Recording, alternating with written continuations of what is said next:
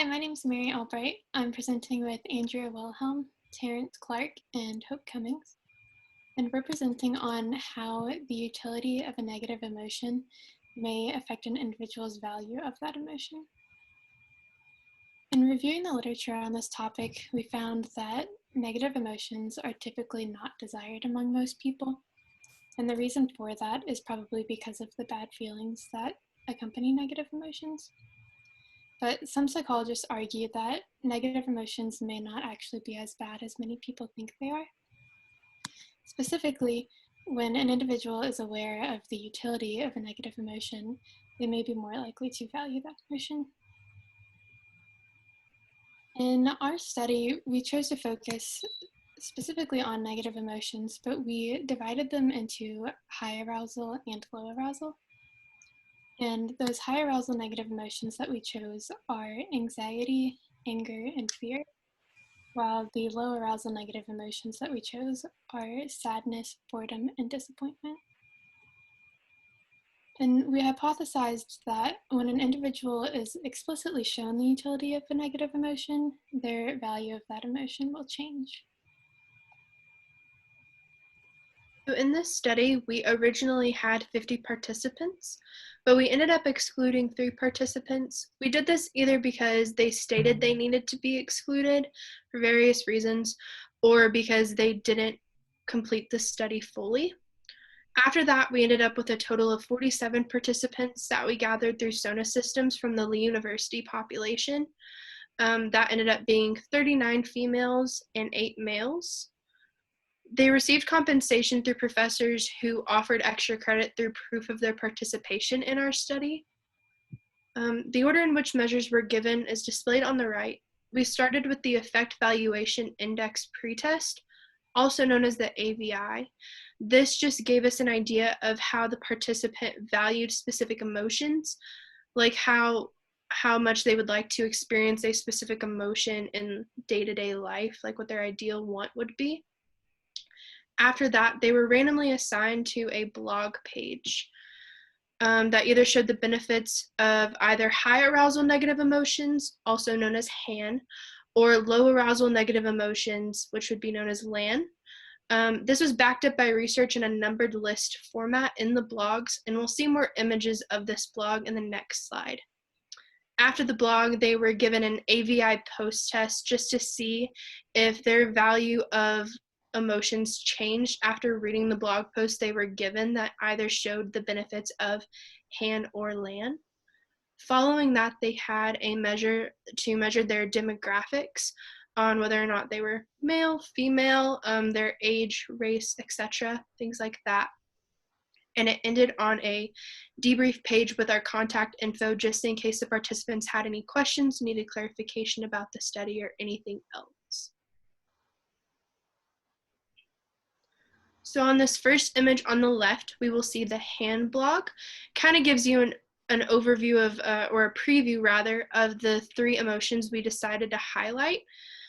Specifically, we wanted to show you anxiety, so you'll see in this next image here a slight blurb on anxiety about why it could benefit you in a numbered list format it's given. So as you can see and read of our benefits that we listed of why anxiety can just benefit you in your day-to-day life rather than looked at as something negative or something that could hinder you. And then at the end of each post, you see the research citation to prove why that's true. So the next one on the right here is the LAN. So you'll see again, just like before, the preview of the 3 emotions we decided to highlight, and we'll specifically be showing you how sadness looked. So as you can see, just like anxiety, there was a little blurb on sadness, and then it listed in a numbered format how sadness can be beneficial to you in your day-to-day life and not hinder you necessarily. And then you have that research citation at the end to show how our statements are backed up by research. When data collection was concluded, we decided to run a 2x2 ANOVA. And this was on the before they were shown the utility of low arousal negative emotions versus when they were shown after the utility of the low arousal negative emotions. This ANOVA tested whether participants experienced an increased value of sadness, boredom, or disappointment. when they were told the benefits of experiencing these emotions. The results indicated that there was no significant difference in the value of these emotions, whether they were shown the utility or not, with a p-value of 0.97. We saw a similar result whenever we ran a 2x2 ANOVA again on the utility of high arousal negative emotions versus before they had not seen the utility of high arousal negative emotions. And this ANOVA tested again whether the participants experienced an increased value of anxiety, anger, or fear when they viewed the utility of this emotion. But we again saw a non-significant difference with a p-value of 0.216. In order to further understand those findings, we decided to run a paired samples t-test, and this was done on the overall value of negative emotions. And the results indicated a significant difference when participants were shown before they were shown the utility of the emotion versus after they were shown the utility of the emotion, with a p-value of 0.038.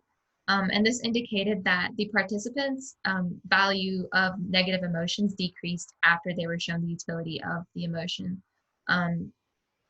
potentially because they were exposed to more negative emotions.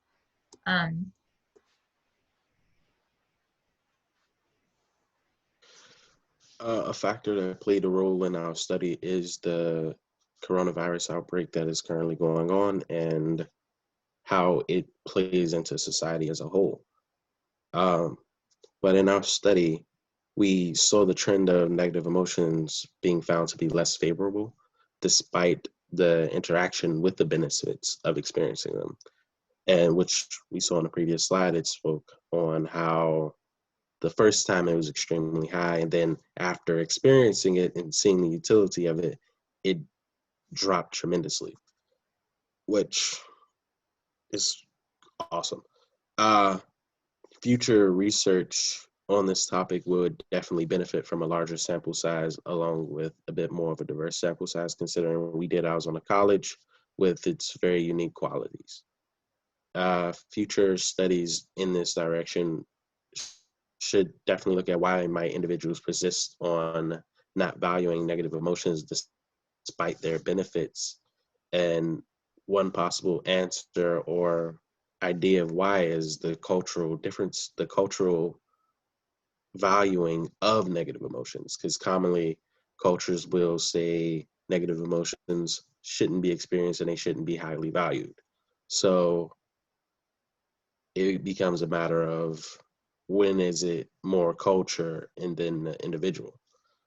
And that's one of the large variables in how to possibly go forward in this study, seeing how culture plays a role in evaluation of negative emotions.